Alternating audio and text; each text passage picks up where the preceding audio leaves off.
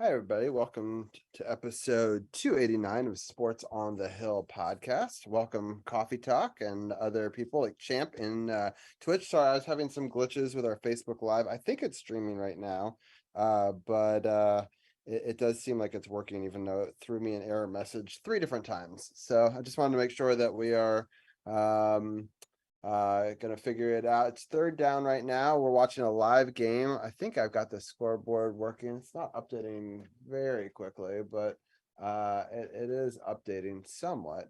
Let me see if I can get an update to that one over here while of course, everything is just going according to plan, as they speak. Thank you so much, Andy, for the 7-month resub. I appreciate you so much, and Carly, welcome to chat as well. So thank you everybody for tuning in and being a part of this stream. Unfortunately, the Eagles are marching down the field right now. They were only able to score a field goal there on the last drive. It's 14-10.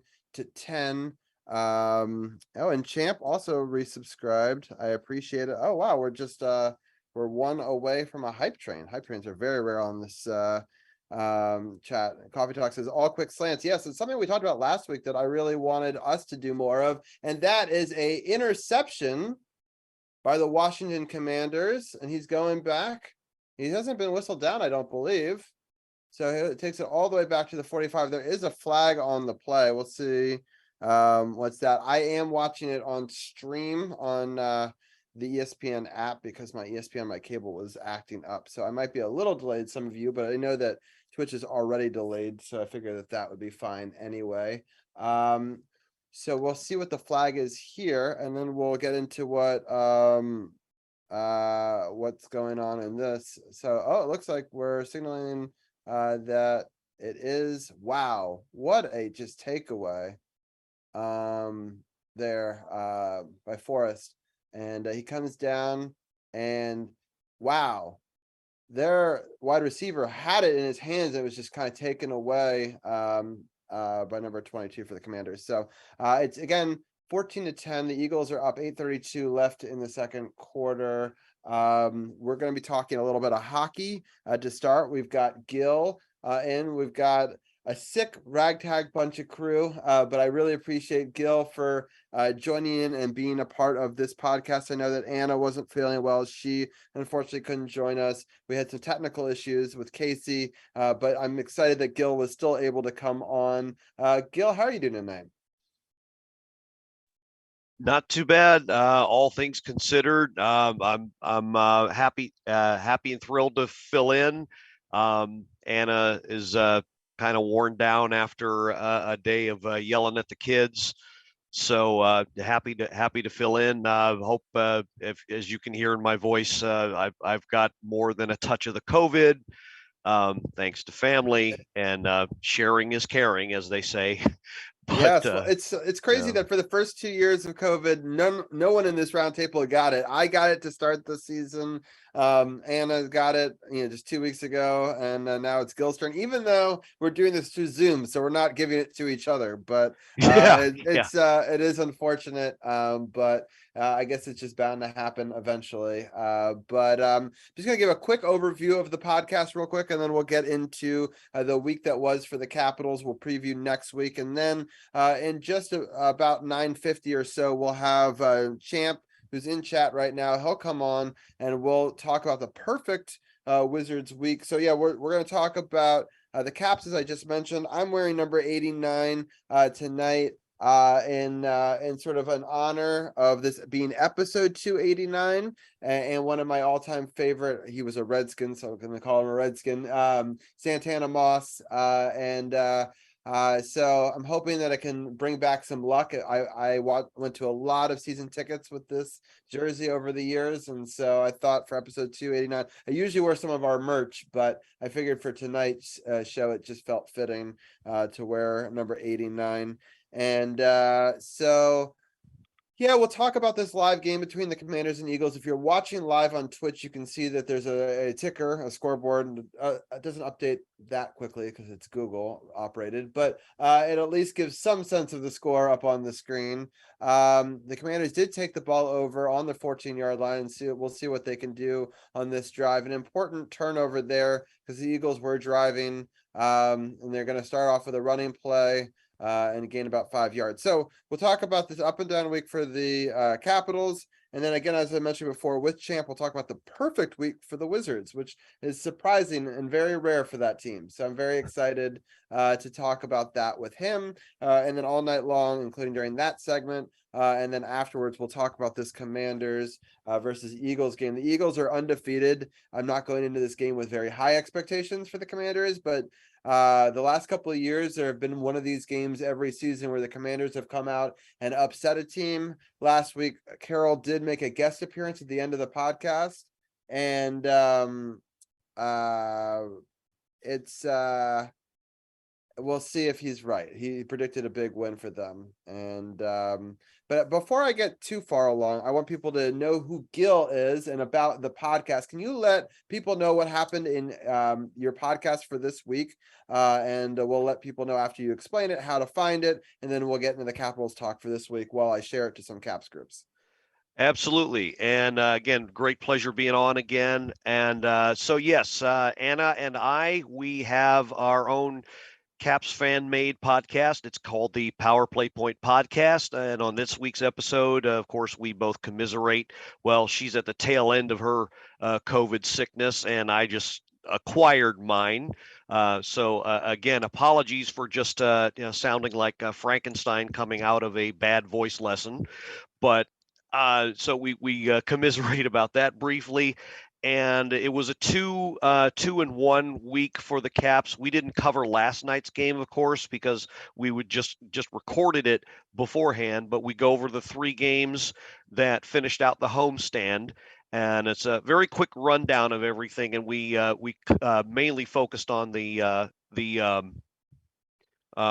Robbie, I think I hear you talking, but or see you talking, but I can't hear you. So No, I think we might have a okay. problem. No, you're all good. Keep on going. I was telling my wife where our dog was. I put myself on mute. Okay. Just wanted to make sure. So anyway, we made our focus game of the week the most recent game against Tampa, which was a great performance.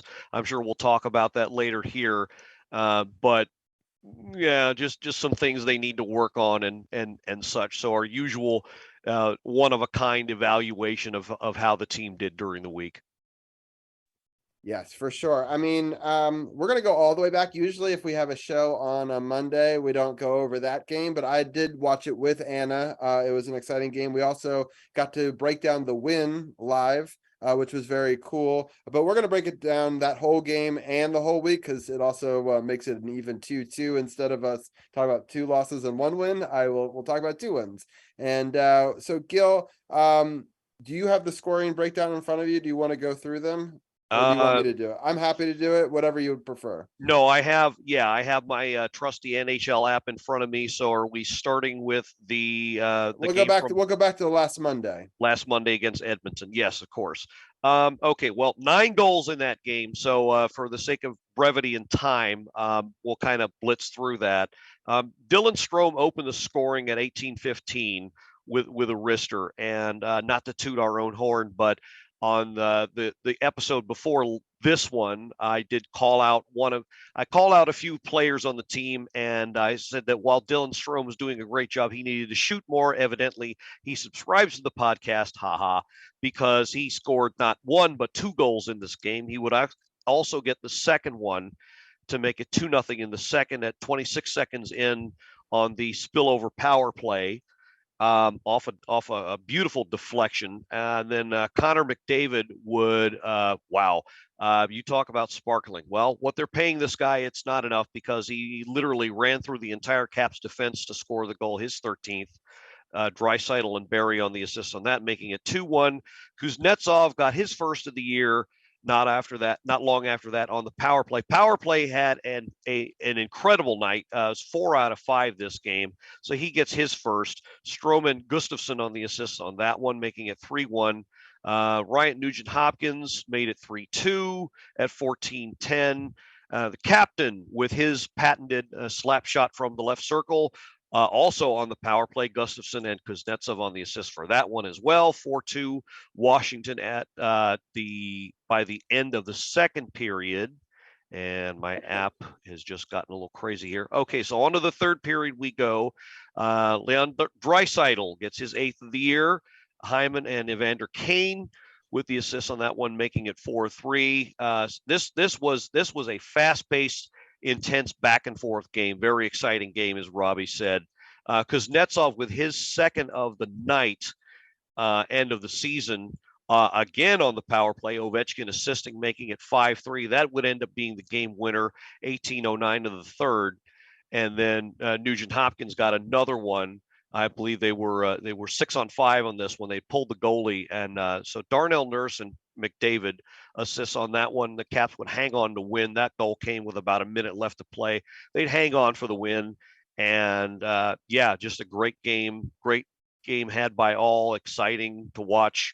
And it was a much needed victory, because it was one of those where you weren't sure what the Caps would come up with all the injuries and the constant fluidity of the roster and all that. So great game to see.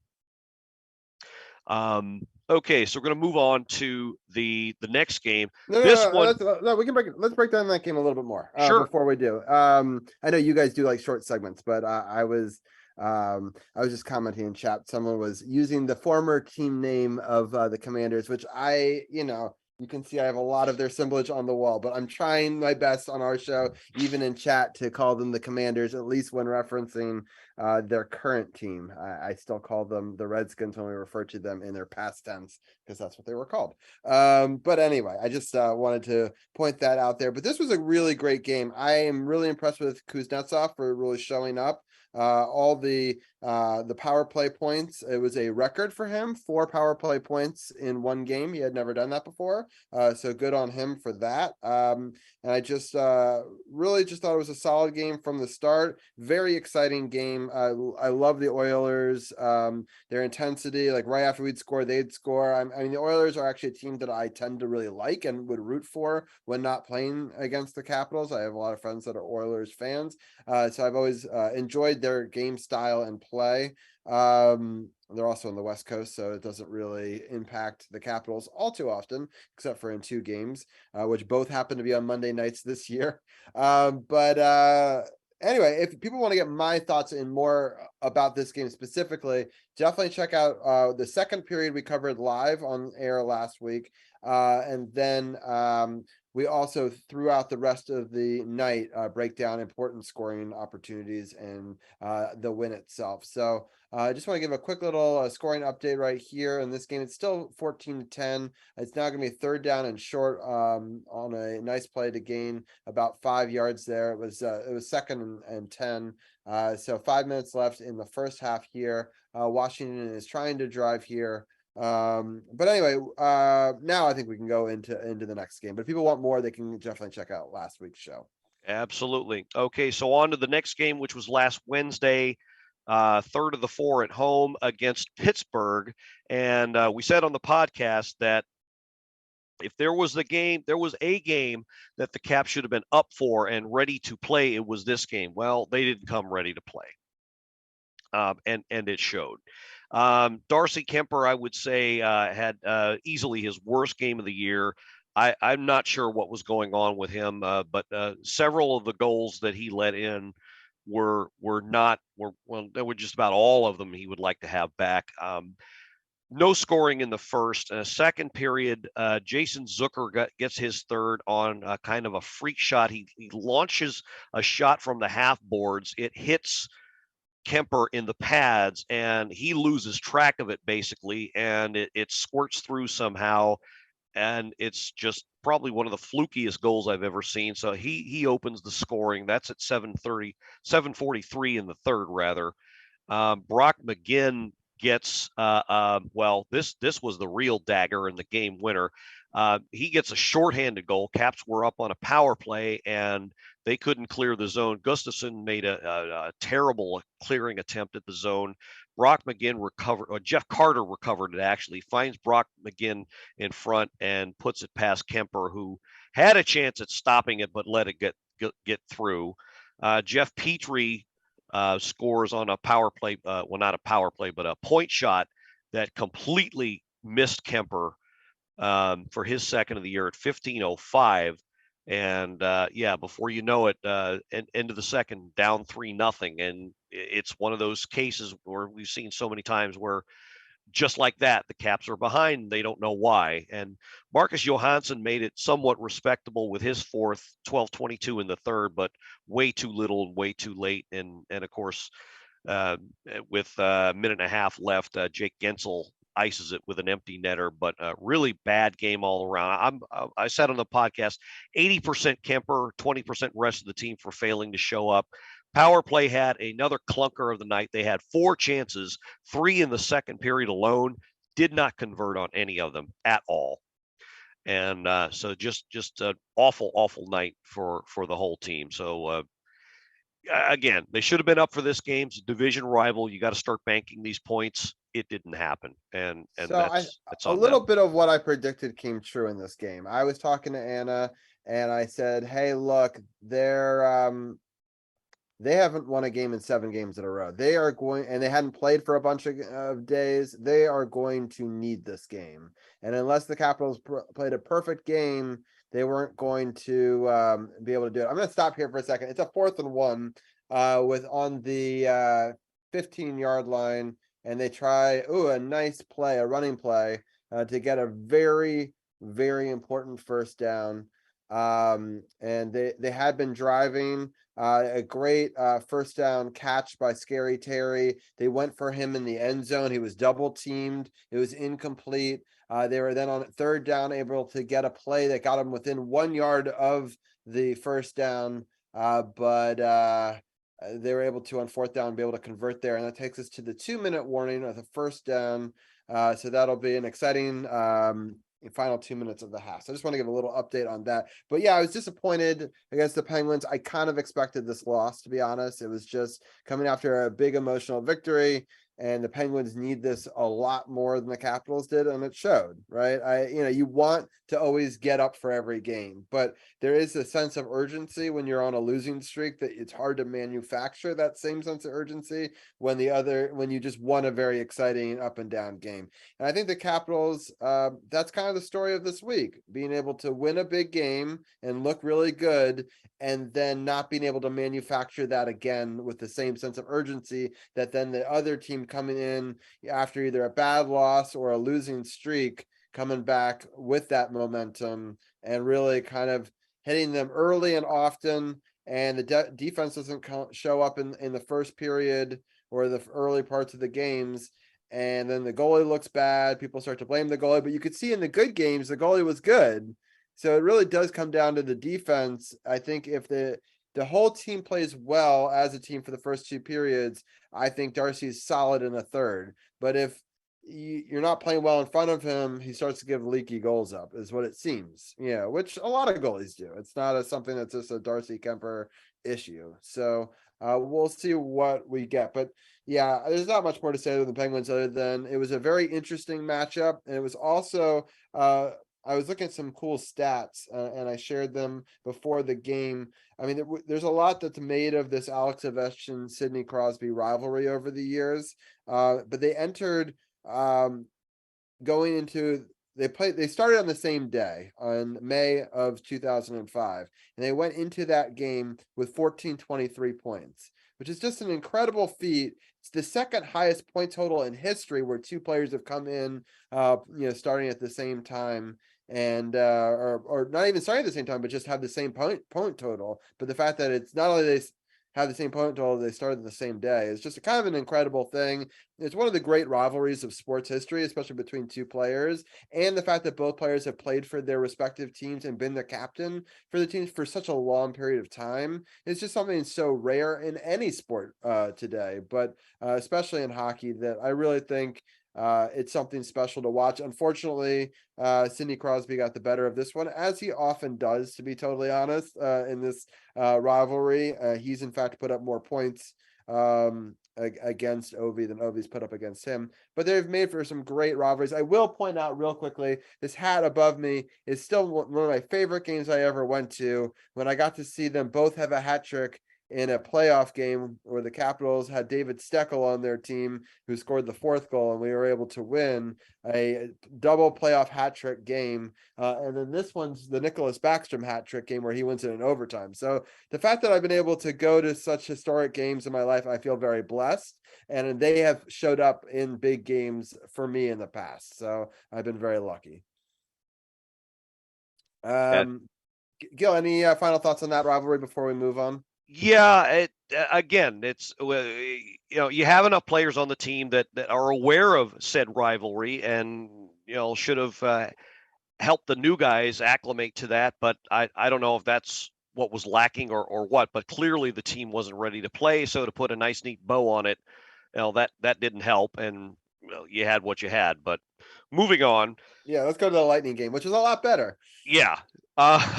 So last Friday was the last of the 4-game homestand, and it was against the Lightning.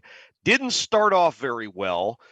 You had that penalty in the beginning of the game. Well, not the very beginning, but about 6 or 7 minutes into the game. No, 2 minutes into the game, actually, 2 or 3 minutes into the game. Nicholas Obey-Kubel, one of the Caps newcomers, for some inexplicable reason, and Anna and I made a lot about this. It was a very unnecessary hit on Lightning defenseman Cal Foote.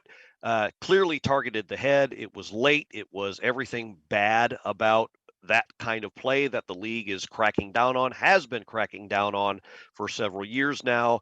And he was ejected, given the match penalty, and put the Caps a man down for 5 minutes. Well, so the Caps were tasked with killing off that penalty, well, which they did, thank goodness. And the first goal of the game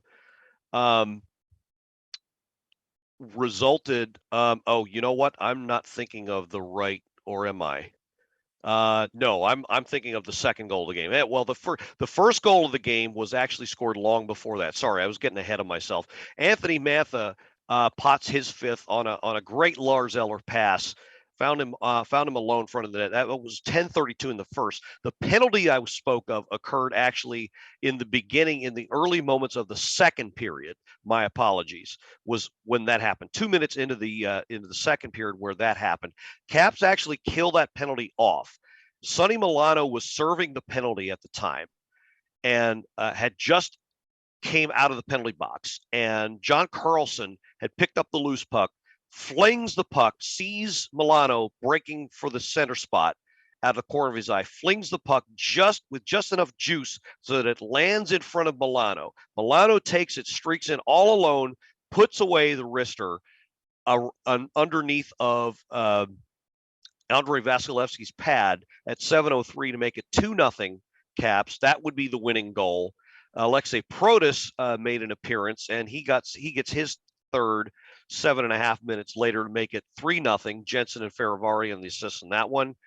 Connor Sherry doing his usual job with his fifth. Mantha and Milano, his second point of the game, with the assist on that, making 4-0. Tampa spoils the shutout. Guy by the name of Nick Perbix gets his second of the year, and then Milano put away another one. Although we make kind of joke about this, I don't think his intention was to score. I think his intention was to pass back to Kuznetsov on this one, but nonetheless, it makes it to the net and made it 5-1. This was, I'm not going to say this was the Caps' most perfect game, but it was a very well played game, probably second best game they played. Because they were forechecking all night. They were they did all of the things right. Kemper came up huge, pardon me, on that penalty kill, and had they not killed off that penalty, this probably would have been a completely different game. But that's what turned it around. Even on the penalty kill, they got some great chances to score shorthanded. So they actually they looked very, very fit, very ready to play the game, and it kind of let back a little. They kind of let off the gas a little in the third, much to my disappointment. Otherwise, it would have been absolutely perfect 60 minutes. But that was a pretty well played game by the Caps, I thought. Yes, I mean, going back to that penalty kill, I mean, that, as you were talking about, is the pivotal moment in this game, because I thought not only were they going to score one goal in that, because they've got a really deadly power play, that I thought that they could take maybe a 2-1 lead, because it's a 5-minute major, and so goals don't make the power play come off the books. So those can always be lethal. Like, those really scare me, because they could really get more than one in that situation. And so for them to kill that 5 minutes, the momentum, and for John Carlson to see Sonny Milano, he's streaking out of the box, and he did a perfect tape-to-tape pass. I Yes. mean, and that's a long distance with a lot of pressure, because you're a man down still on that side of the ice, So like, great play, and really changed the momentum in the game. I thought Prota's goal was great. Connor Sherry, who I thought has been playing fantastic this year. He had been on a little bit of a dry spell, but earlier in the season, he had been playing very well, and players will go through these ups and downs. Then Sonny Milano was trying to actually pass to Kuzi, for him to score in a give and go, but it's funny because he shot it and deflected off of their own player, Right. and went in. But Milano had a hell of a game, and I just very impressed. I mean, I thought John Carlson, they put him as the number one star, and I think that's fair. I think not everything's set up on the stat sheet. I thought he played good all around game, and Darcy Kemper played a great game as well, proving there's so many haters earlier in the week, and all goalies are going to have up and down games. They got to temper your expectations just a little bit. So I do want to give a quick scoring update. Washington was able to score there, make it 17-14, is a rushing touchdown. They almost got it, but unfortunately, on a play where he was able to hold his knee up, his elbow hit the ground, so they were able to get it in on the next play. The Eagles now have the ball. They're on the 30-yard line. It's going to be third down and about 5 for Jalen Hurts and the Eagles there.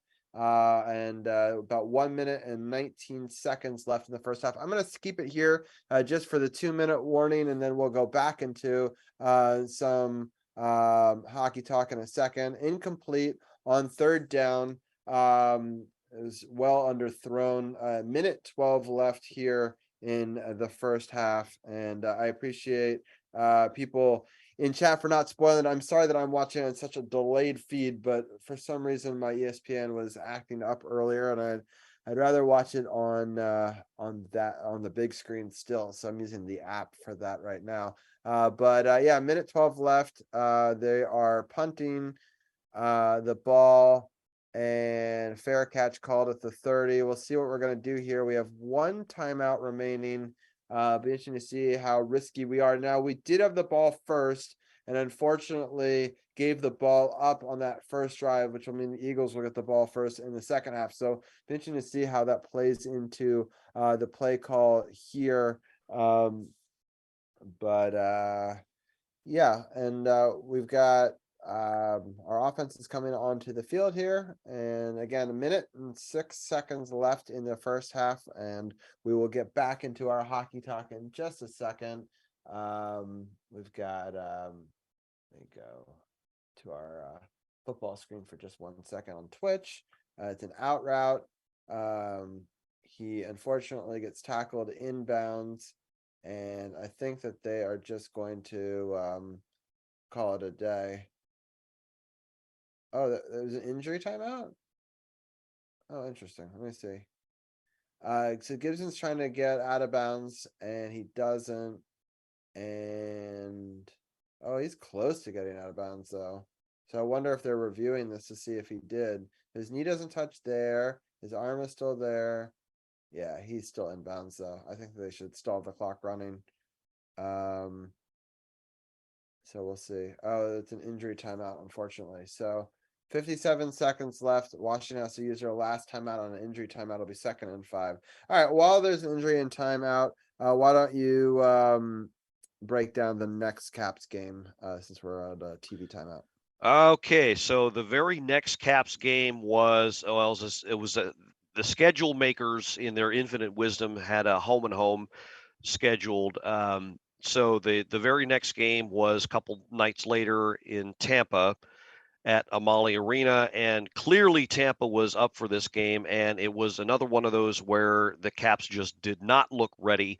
The Forgot to mention this in the previous game, but Caps actually had to play without their head coach, who was has been in COVID protocol, continues to be in COVID protocol. So assistant Kevin McCarthy actually ran the bench as he did for this game, and yeah, this one was just I don't know what happened. The wheels just completely came off. Now you could say that a good part of it was just extremely bad puck luck, and that really showed. Couple of the goals in here were just really either bad bounces or just strange bounces and things like that that happened, and goofy stuff that happens in that is hockey. Mikhail Sergachev opened the scoring at 123 in the first on a wrister, and this was one of those. I can't remember if this was the one that was no, this was okay. This was the one that deflected off of, I think, Dylan Strome. There was a guy in front, deflected off of him, and Kemper just had no chance whatsoever. Then the Lightning got a power play a few minutes later. Kucherov puts away his seventh. Um, that was at 8:19. That guy Nick Perbix 3 minutes later, almost exactly, with his third on a wrister. So we're barely halfway, just over halfway through the period. Tampa's already got a 3-0 lead, and Sergachev. This was I thought the backbreaking goal, because this one Sergachev, his second. Caps had given up another power play. Um, he, this is one of those crazy half wall shots that it hit Carlson's stick, then Gustafsson's skate, and then got past Kemper. And this would actually spell doom for not only the Caps, but Kemper. Kemper was benched for the rest of the night after this one. 4-0 Tampa, and that actually ended up being the game winner. Strange of strange things. Caps mounted something of a kind of a half-assed comeback, I'm going to call it.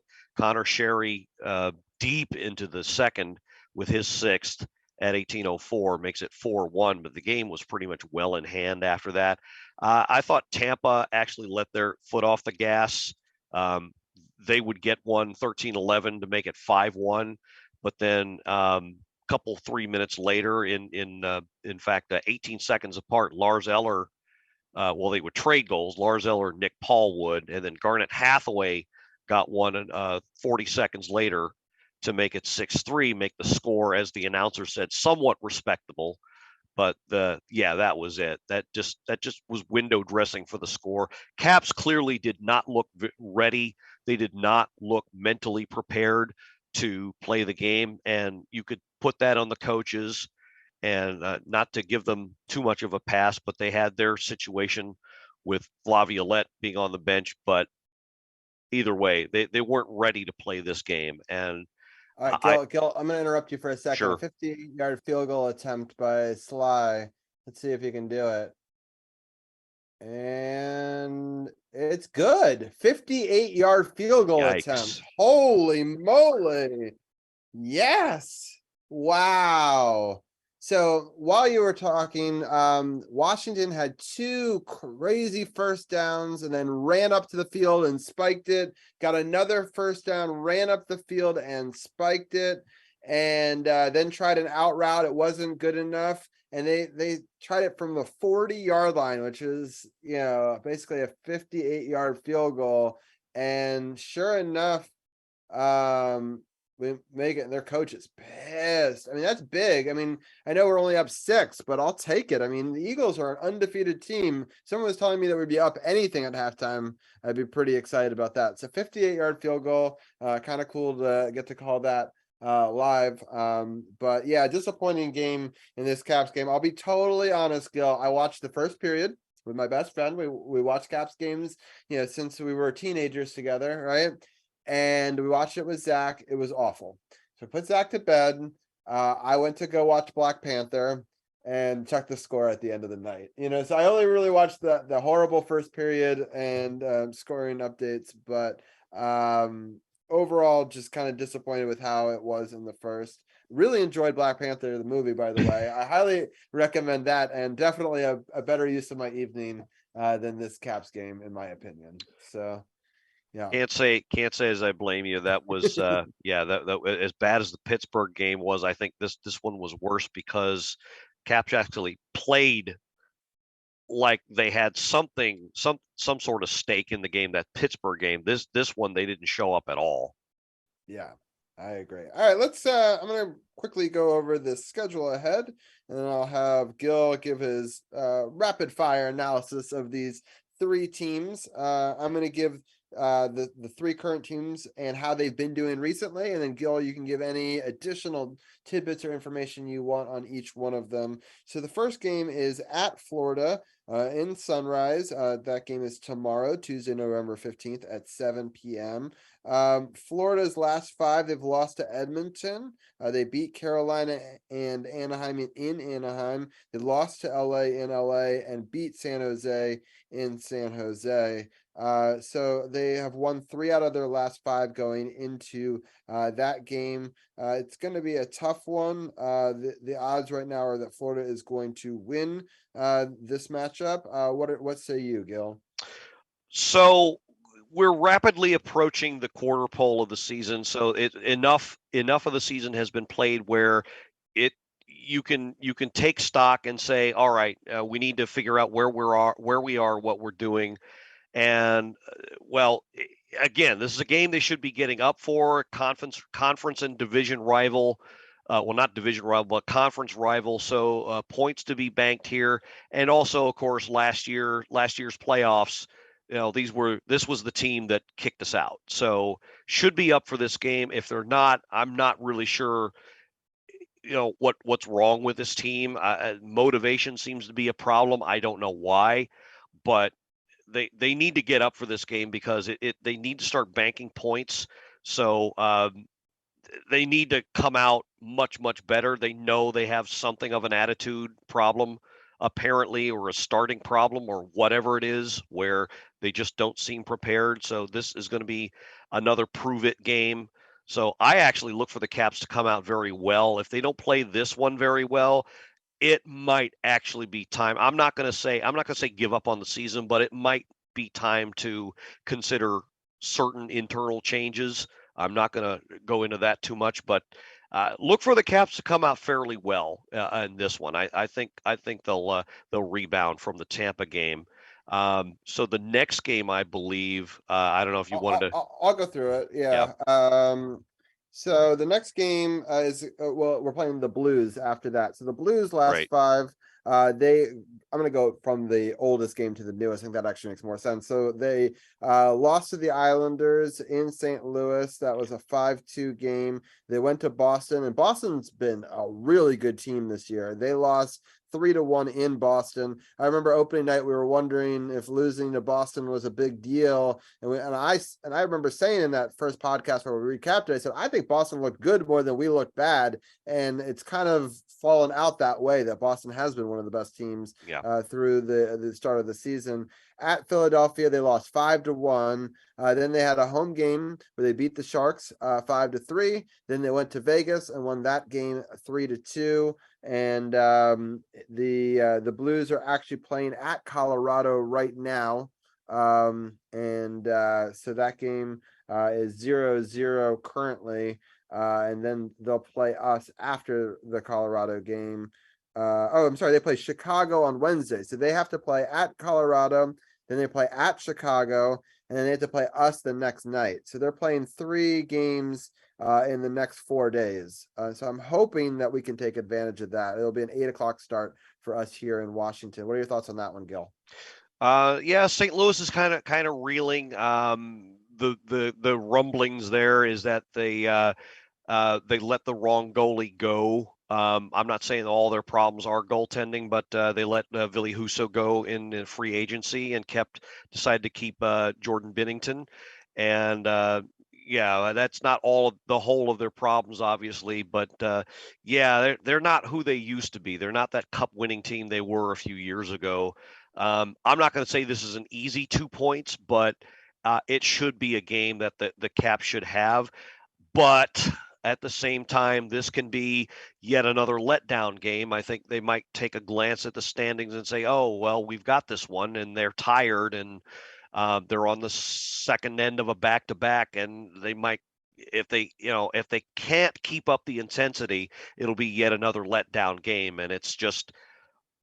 They've yet to not only find the consistency on the ice for the 60 minutes, but find the consistency between games now seems to be the problem with this team, and that's a much bigger, much wider issue. And if assuming they can get the win against Florida and they can't carry that over, then that's also something that team management's going to have to address somehow.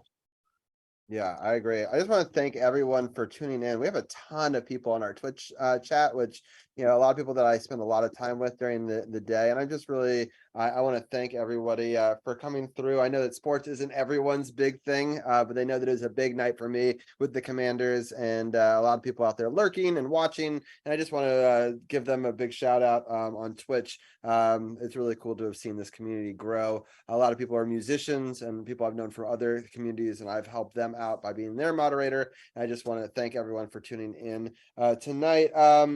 Yeah, they're not the same Blues team, but it'll be interesting to see ultimately how they do against us. They always play us really tough. The next one is the Avalanche, and so this game is interesting. They're actually currently playing the St. Louis Blues, so that's a fun fact. They are on a win streak right now. They lost to the Islanders, but then they have beat Columbus twice, once 6-3, once 5-1. They beat Nashville 5-3, and then beat Carolina 4-1. Again, they're playing St. Louis right now. They'll play Thursday at Carolina again. So they're playing a lot of these teams multiple times in the Metro division. And then after they play Carolina, then they play us on Saturday in Washington, and that's a 7 o'clock game. What are your thoughts on the defending champion Avalanche? Yeah, this one I don't want to say I've already chalked it up as a loss, but I don't. Well, if you're a gambling person, which admittedly I am, but not on hockey. Although I welcome the not to get too political here, but I welcome the betting sports betting applications that are going to become available in the state of Maryland soon. But if you're looking at it from that perspective, yeah, you're pretty much going to chalk this up as a loss for the Caps. They play the games on the ice, though, not on paper, not on the betting line. So anything can happen. But you've got arguably one of the best defensemen in the game in Cale Makar, and he's very young. He's probably not even hitting his prime yet. So you've got him controlling the play for upwards of 20 to 30 minutes a night. So you've got that going against you.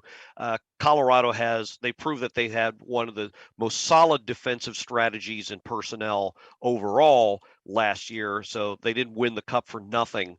I mean, they're the cup chance. Yeah, we've got their goalie, but we don't have their everything else. So I'm not going to say I have it chalked up as a loss, though. But again, as with the two previous games, effort is going to be the key. Do they show up for the game? Do they put in a 60-minute max effort? I think that's going to be the theme for this week.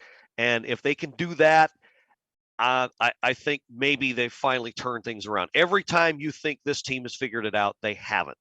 go out and play a game that is just, well, like last night, is just awful. Like they don't even want to be there. So it's really going to come down to that. All of these three games, but especially this one, because this one might be the throwaway game of all because it's the defending champs. Right. I'm hoping we find a way to win 2 out of these 3 games. It's a really rough month for the Capitals, especially with them reeling during due to injury. I mean, we play Philadelphia, Calgary, New Jersey, and Vancouver to end the month.